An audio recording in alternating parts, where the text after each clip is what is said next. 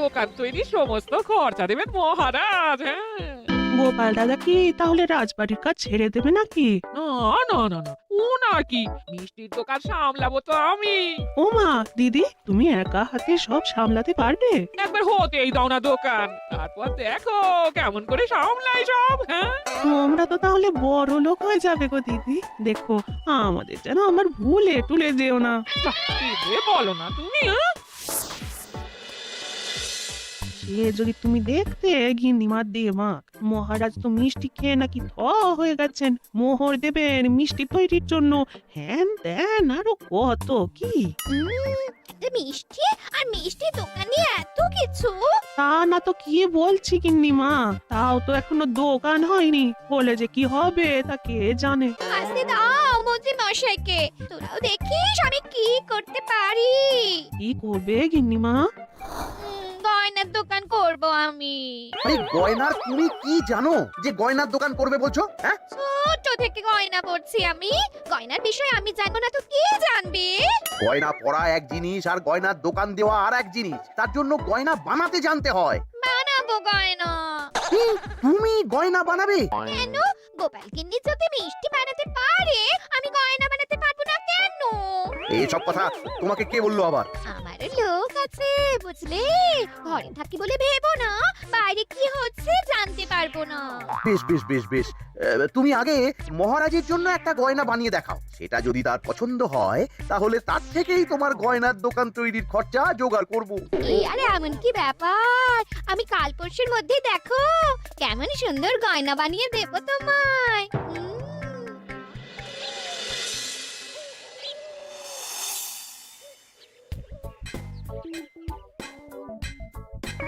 ধুর ছাই, গয়না তো ইচ্ছে, গয়না পরা অনেক ভালো কাজ।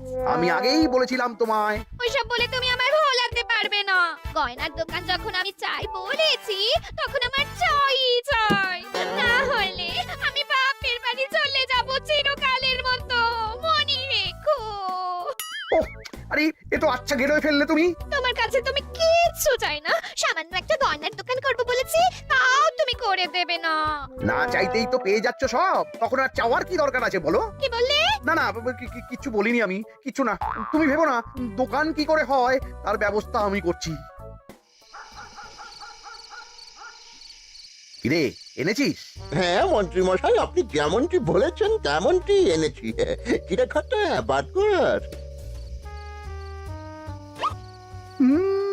বাবা বাবা বাবা বাবা, চমৎকার। এই ভালো কথা, এটা এই গাঁয়ের স্যাকরাত থেকে বানাসনি তো?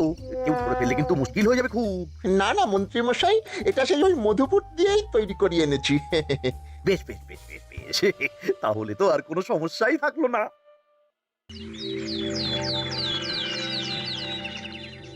কি মহারাজ, পছন্দ হয়েছে আপনার? পছন্দ মানে ভীষণ পছন্দ হয়েছে। আপনার বৌমা শুনলে ভীষণ খুশি হবে। এই কদিন দেখি নাওয়া খাওয়া সব ভুলে বানিয়েছে এটা আপনার জন্য। বলো কি? তা দাও দেখি, ওটা আমাকে দাও। যদি অনুমতি দেন মহারাজ, আমি আপনার গলায় এটা পরিয়ে দিই। তুমি ভালোবেসে আমায় হার পরিয়ে দেবে, এতে অনুমতির কি আছে? সত্যি মন্ত্রীমশাই পারেনও বটে তামাশা করতে। আয়, কে আছো?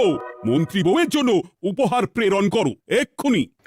ছি ছি ছি ছি ছি ছি, আপনি কি বলছেন মহারাজ? আপনাকে উপহার দিয়ে তার বদলেতে আবার উপহার নেব আমরা? আহা, আমারও তো তোমাদের কিছু দিতে ইচ্ছে করে নাকি?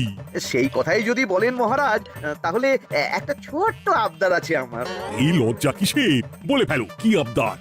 আপনার বৌমা বলছিল একটা সোনার গয়নার দোকান করবে, কিন্তু আমার তো সেই সামর্থ্য নেই। তাই যদি... বেশ তো, দোকান করতে যা খরচা হবে সে নয় আমি দিয়ে দেবো। বাবা, এ তো আমারই মতো। না না না, এত সহজে তো ছাড়লে চলবে না। আমি বলছিলাম কি মহারাজ, দোকান আপনি তৈরি করে দিতেই পারেন, কিন্তু সবটাই বৃথা খরচা হবে শুধু। কেন বৃথা খরচ হতে যাবে কেন?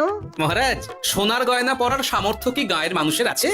গয়না তো সব দোকানেই পড়েই থাকবে, ফলে সবটাই লোকসান। ঠিক তো, এই কথা তো মাথায় আসেনি আমার। কিন্তু মহারাজ, আপনার বৌমা বড় আশা করে আছে যে... তার চেয়ে মহারাজ, ওই মন্ত্রী বউ বরং তাদের বাড়িতেই গয়নার পসরা নিয়ে বসুক কদিন। বিক্রি বাটা যদি ভালো হয় তখন না হয় আপনি বানিয়ে দেবেন বড় দোকান। ঠিক কথা, তুমি বরং তাই করো মন্ত্রী, বৌমাকে বলো তার বানানো গয়না দিয়ে বাড়িতেই দোকান করতে। আপনি যখন বলছেন তখন তাই হবে। গোপালটাকে না আমি একদিন